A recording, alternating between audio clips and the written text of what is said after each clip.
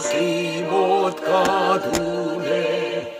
예수 내 구주 우리를 살리네. 예수 내 주 원수를 다 이기고 무덤에서 살아나셨네. 어두움을 이기시고 나와서 정도 함께 길이 다스리시네. 사셨네 사셨네 예수 다시 사셨네.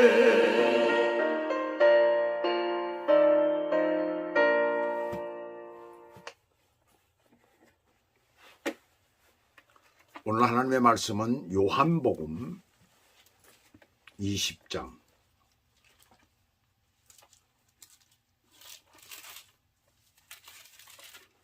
요한복음 20장 24절에서부터 29절까지입니다. 제가 봉독해 올려드리겠습니다. 12 제자 중에 하나로서 디드모라 불리는 도마는 예수께서 오셨을 때에 함께 있지 아니한지라.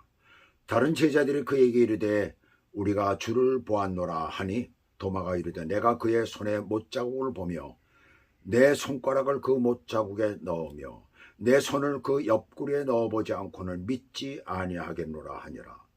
여드레를 지나서 제자들이 다시 집안에 있을 때에 도마도 함께 있고 문들이 닫혔는데 예수께서 오사 가운데 서서 이르시되 너희에게 평강이 있을지어다 하시고 도마에게 이르시되 내 손가락을 이리 내밀어 내 손을 보고 내 손을 내밀어 내 옆구리에 넣어보라. 그리하여 믿음 없는 자가 되지 말고 믿는 자가 되라. 도마가 대답하여 이르되 나의 주님이시여 나의 하나님이시니이다. 예수께서 이르시되 너는 나를 본고로 믿느냐? 보지 못하고 믿는 자들은 복되도다 하시니라. 아멘. 오늘 하나님의 말씀 제목은 누가 보지 않고는 믿지 않아 라고 하는가 라는 제목입니다. 아시시의 성 프란시스가 불치의 병으로 눕게 되었어요.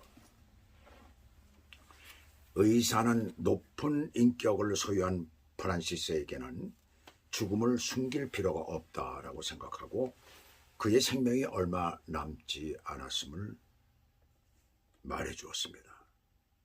의사의 선고를 받는 순간 프란시스의 얼굴은 꽃처럼 피어나 기쁨이 가득 찼으며 그의 입술에서는 시가 흘러나왔다는 거예요. 나의 죽음을 인하여 주를 찬양할지라. 죽음에서 피할 수 없음은 축복 중의 축복이니 두 번째 축복이 우리를 해치 못하리라.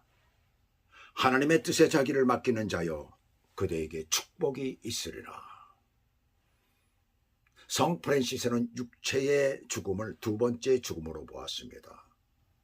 자기의 옛 생활을 예수의 십자가에 못 박은 것을 첫 번째 죽음으로 보았고 그리고 지금 이제 두 번째다. 그래서 실제로 예수와 함께 죽고 새 삶으로 부활한 자에게는 죽음이 없다는 것을 말하고 있는 거예요.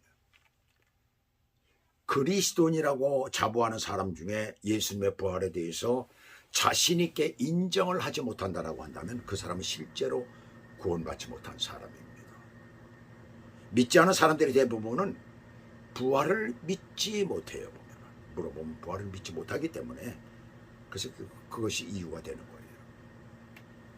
오늘 말씀은 디드모라 불리는, 그러니까 닉네임이라는 얘기입니다. 디드모라 불리는 도마에 대한 내용이에요. 도마는 아람어에서 온 말로 쌍둥이라는 뜻이고 디드모라는 말은 헬라어에서 온 말로 역시 쌍둥이라는 의미예요. 그래서 도마에 대해서 먼저 정리를 하면은 도마는 정말로 쌍둥이였을까? 근데 성경에 전혀 기록이 나오질 않습니다. 그럼 왜? 실제로 쌍둥이였을 가능성이 있지만 성경 어디에도 전혀 흔적이 없어요. 기록이 없습니다. 다른 하나는 외모나 성격이 누군가와 비슷해서 그래서 쌍둥이 같다라는 의미로 붙였을 가능성이 있다는 얘기입니다. 근데 초대교회 해석으로는 믿음과 의심이 함께 있는 사람이기에 그렇게 불렀을 것이라고 합니다. 저는 이 본문을 보면서 그런 생각을 했어요. 쌍둥이 형제가 기록에 없는 것을 보면 외모나 성격이 누군가와 닮은 것이 아니냐. 그래서 누구와 쌍둥이 같아 라고 한 것이 이것이 별명이 돼버린 것 아니냐. 우리가 흔히 그러잖아. 별명들을 어느 순간에 짓는 경우가 많지 않습니까? 그래서 그렇게 해가지고 닉네임이 된 것이 아닌가 그런 생각을 했어요. 그러면서 한편으로는 아니다. 초대교회에서 근거가 없을 리가 없다. 그렇게 얘기했을 리가 없다. 어떤 근거가 있는 것이 아니냐. 그래가지고 디드모에 대한 그런 것을 쭉 찾아봤더니 이중성이라는 그런 뜻이 같이 있는 거예요. 쌍둥이라는 말과 함께 이중성이라는 말이 있는 거예요. 왜 이렇게 이중성이라고 했을까?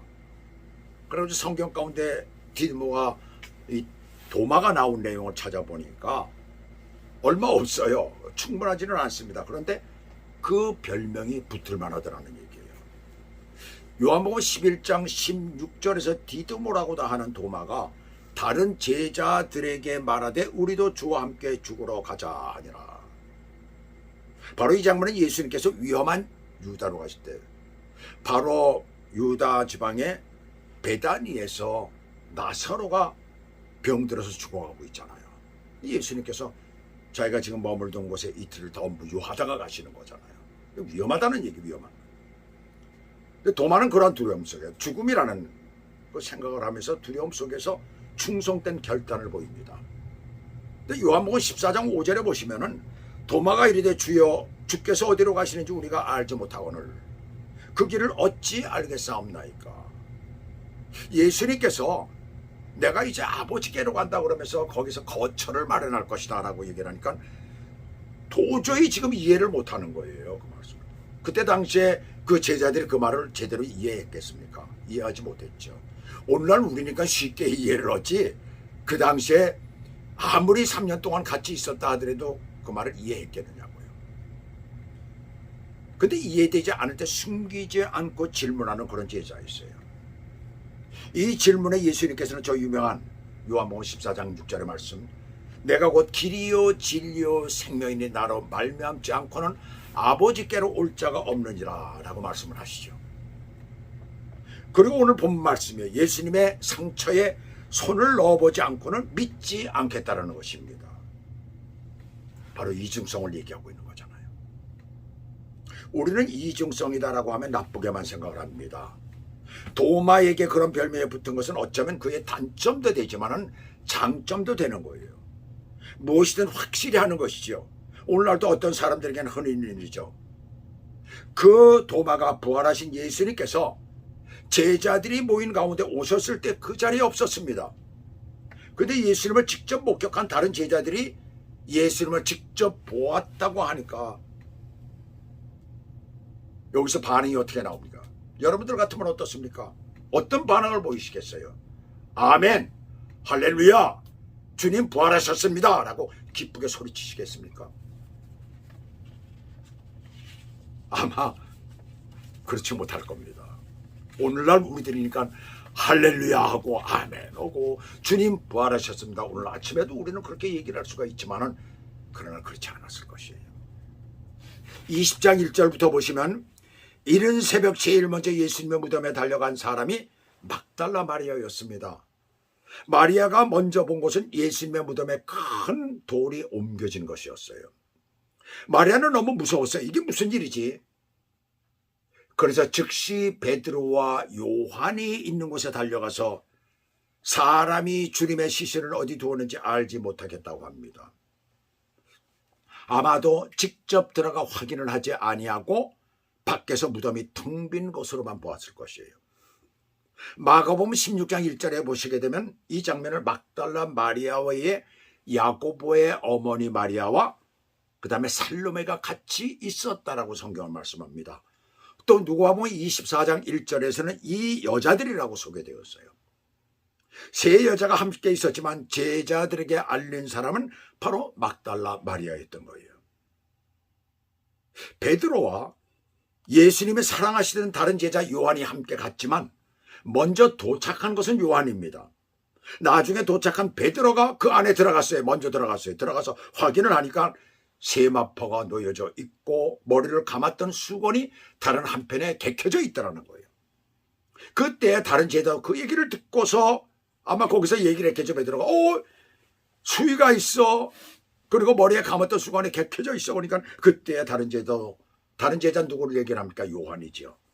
들어가서 보고 믿더라. 요한은 이 요한복음을 자기가 썼기 때문에 다른 제자라고 여기서 얘기를 합니다. 근데 요한이에요. 무엇을 믿었다는 것입니까? 여기서 믿더라는 말이 나오잖아요. 무엇을 믿었다는 것입니까? 예수님의 부활 사실을 믿었다는 것일까요? 얼마의 설교자들은 다른 어떤 설교자들은 많이 그렇게 얘기를 해요. 제가 좋아하는 팀 켈러 목사님도 그분이 쓴 책에서 그렇게 얘기를 합니다. 요한은 최초의 부활을 믿은 사도다 라고 얘기를 해요. 그런데 20장 9절을 보시면 양쪽에 괄호를 쳤어요. 우리 성경에 보면. 근데 NIV 뉴 인터내셔널 버전 영어 성경이죠.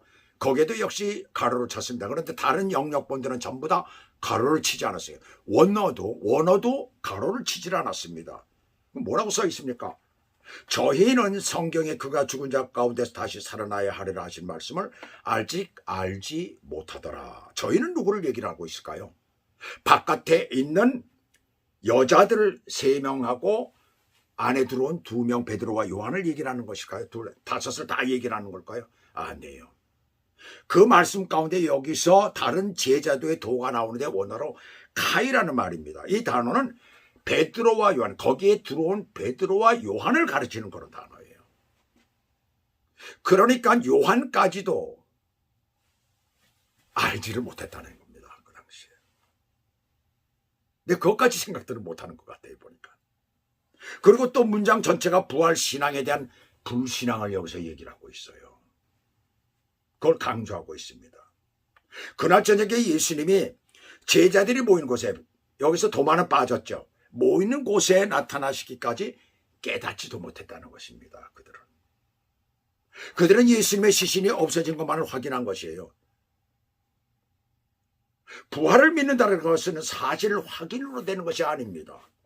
오늘날 사실을 확인을 하는 어떤 사람들이 얼마나 많습니까? 여러 번 성경을 읽었다고는 하지만 결국은 의심이 더 커지고 불신이 심해져서 하나님을 공격하는 자로 남게 되는 것을 우리가 자주 보게 됩니다.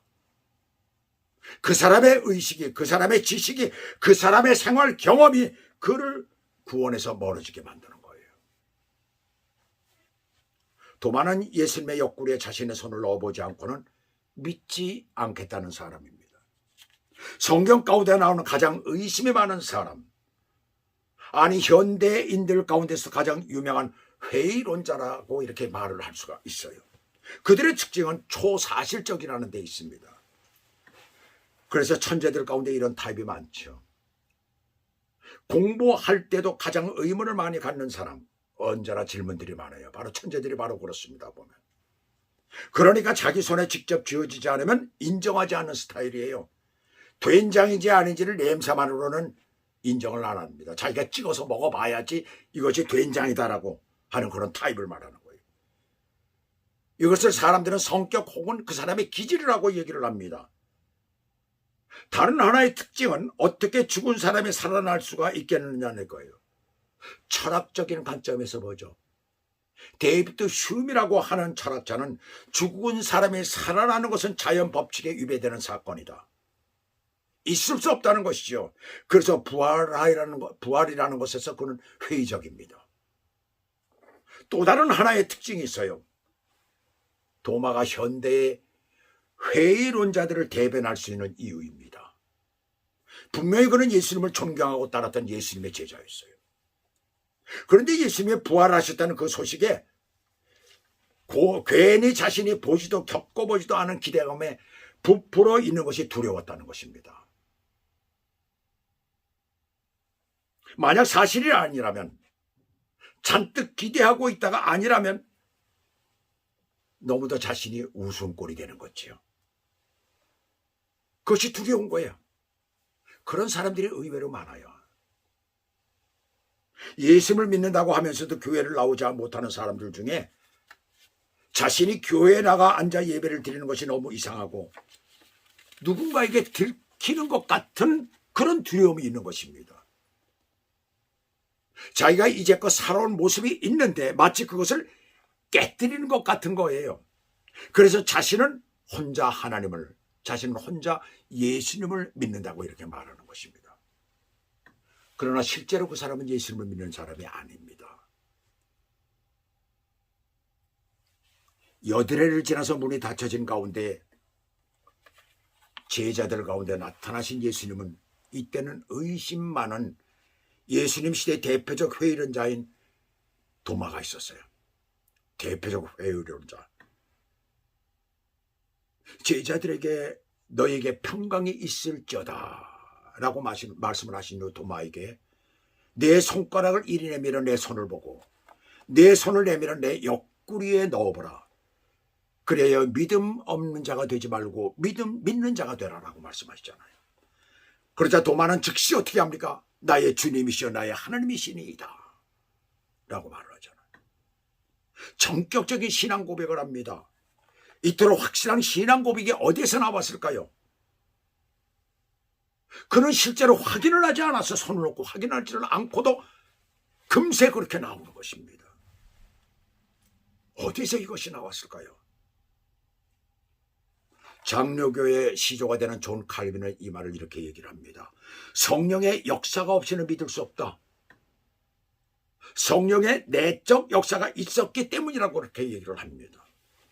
또 스위스의 칼 바르트라는 신학자는 하나님이 스스로 자신을 드러내셨다는 거예요.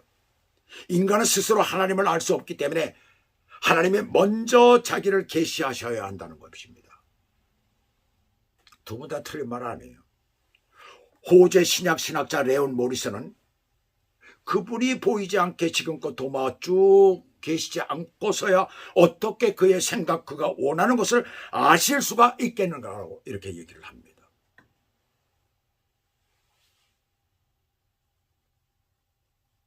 사실 이 도마는 예수님께서 그 얘기를 할 때 기절할 정도로 놀랐을 거예요. 깜짝 놀랐을 거예요. 어떻게 내 생각을 하셨지? 어떻게 내가 마음속에 가지고 있는 것을 아셨지? 그 모리스는 이렇게 얘기를 합니다. 누군가가 달려가서 예수님께 알리지 않고서야 어떻게 아느냐는 거예요. 예수님은 보이지 않게 도마의 바로 곁에 늘 계셨기에 그의 생각 일거수일투족을 아셨던 것입니다. 도마는 예수님이 문이 잠겼는데 제자들 가운데 오신 것을 볼 때마다 그의 전능하심에 잠시 충격이 있을 거예요. 그리고 예수님께서 그와 같은 말씀을 하실 때 자신을 들킨 것이잖아요. 거의 기절할 정도로 놀랐을 거예요. 다른 제자들에게 그는 그들의 말을 믿지 못하겠다는 말을 한 것도 들으셨을 것이고 그의 마음속에 있는 말도 안 된다는 불신앙에 그가 비웃고 있는 것도 그는 들으셨을 거예요. 그런데도 오셔서 그의 요구사항 손가락과 손을 내 옆구리에 넣어보라고 말씀하신 것입니다. 이것은 무엇을 의미하는 것일까요? 이것은 내 모든 의심과 두려움, 내 속의 바닥까지 보이지만은 네가 가지고 있는 생각의 바닥까지 내가 보이지만은 나는 여전히 너를 사랑하며 너의 확실한 동반자이다 라고 말씀하시는 것입니다. 비로소 그는 그것을 들은 것입니다. 거기에서 내가 예수님을 이렇게까지 생각을 했는데 나는 이런 식으로 예수님을 의심을 했는데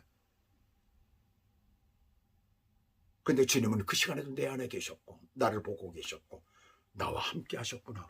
그러면서 네 손으로 다른 제자들에게 단 한 명도 그와 같은 말씀을 하신 적이 없습니다. 오직 도마에게만 그렇게 얘기를 하고 있는 거예요. 네 손으로 직접 확인을 해보라는 것이죠. 그때도 이미 주님께서는 그 안에 계셨던 것입니다. 이제껏 예수님의 상처가 부활로 깨끗해진 것은 예수님의 능력으로만 생각을 했어요. 이젠 그것이 예수님의 사랑의 증거로 보이게 된 것입니다.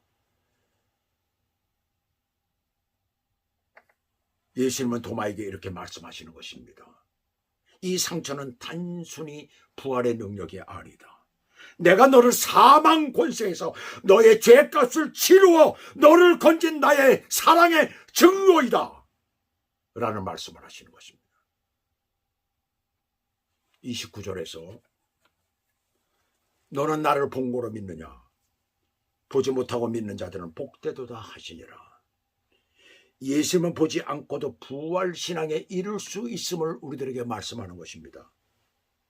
그렇다면 예수님은 왜 도마에게 나타나셔서 자신의 상처를 보이시면서까지 그를 세우셨을까입니다. 그는 예수님으로부터 직접 훈련받은 사도예요. 그 세월 동안 그에 대한 쌓인 사랑이 있었을 것입니다. 그의 성격과 그의 기질이 문제가 있다고 버리시면 세상의 주의 일을 할 자가 이 세상에 어디에 있겠습니까? 그래서 그를 사랑으로 감싸시고 그의 자신을 겸허하게 하시고 그를 사도로 보증하신 것입니다. 예수님은 우리가 고난을 당할 때도, 우리가 의심 가운데 있을 때도, 불신앙 가운데 있을 때에도 항상 우리 곁에 계셔서 우리를 도우시고 인도하시는 영원한 우리의 보호자이시오, 우리의 동반자이십니다. 그 사실을 오늘도 감사하시고 이 부활절 오늘 이 주일에 주님 앞에 믿음으로 나아가시는 저와 여러분 되시길 주 예수 그리스도 이름으로 축복합니다. 기도하시겠습니다. 하나님 아버지, 이 놀라운 우리 주님의 그 은혜를 우리가 생각하게 됩니다. 예수 그리스도께서는 이미 의심 많은 도마가 그렇게 의심을 하고 비웃고 마음속으로 여러 가지 불신을 가지고 있었음에도 여전히 그 속에 계시면서 그를 용서하시고 그를 사랑하시고 그를 주의 제자로, 주의 사도로 다시 세우시며 증거하시는 이 부분을 우리가 보며 하나님 아버지, 우리가 날마다 주님 앞에 부족하고 연약할 때마다 주님 앞에 무릎을 꿇어 기도할 수밖에 없는 그 사실을 오늘도 주님 앞에 고백을 합니다. 주의 사랑이 내게 있다는 것을 이 시간에 고백합니다. 하나님 아버지, 그 믿음을 가지고 주님 앞에 오늘도 가까이 나아가는 믿음의 사람들이 되도록 우리를 축복하시고 인도해 주시옵소서. 예수 그리스도 이름으로 감사하며 기도 올리옵나이다. 아멘.